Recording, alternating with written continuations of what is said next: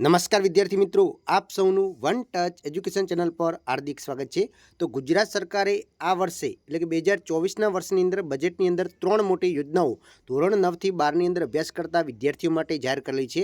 એ 3 યોજનાઓ વિશે આપણે જાણકારી મેળવવાની છે।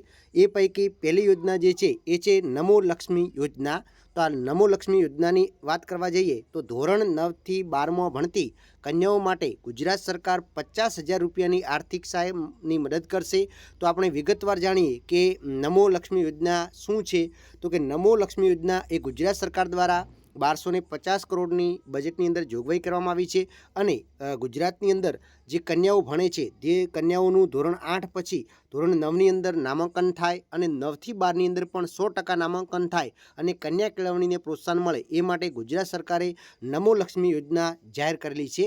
અને નમો લક્ષ્મી યોજના અંતર્ગત જોવા જઈએ તો ધોરણ 9 અને 10માં ભણતી દરેક કન્યાઓને વાર્ષિક 10,000 રૂપિયા એટલે કે ધોરણ 9ની અંદર પણ 10,000 રૂપિયા અને ધોરણ 10ની અંદર પણ 10,000 રૂપિયા મળશે।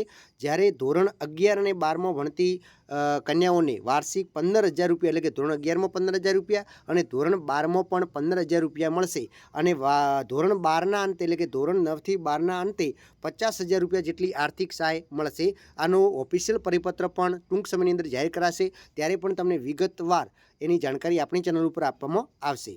એના સિવાય એક બીજી યોજના છે જેનું નામ છે નમો સરસ્વતી યોજના। તો ધોરણ 11 અને 12ની અંદર વિજ્ઞાન પ્રવાહની અંદર અભ્યાસ કરતી વિદ્યાર્થીનીઓ માટે એમને પ્રોત્સાહન કરવા માટે નમો સરસ્વતી યોજના જાહેર કરેલી છે અને આના માટે પણ સરકારે લગભગ 250 કરોડ જેટલીની જોગવાઈ કરેલી છે। આમાં પણ અલગથી વિદ્યાર્થીનીઓને પ્રોત્સાહિત કરવા માટે સરકાર આર્થિક મદદ કરશે નમો સરસ્વતી યોજના।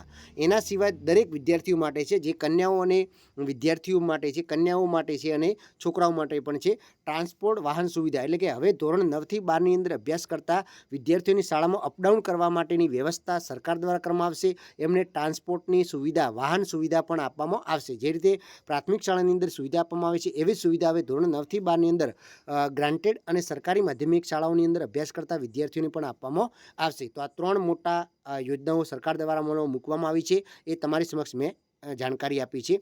કોઈ પણ હજી ડાઉટ હોય તો તમે કમેન્ટ કરી અને પૂછી શકો છો। તો ફરી મળીશું નવા વિડીયો સાથે। જય હિન્દ, જય ભારત।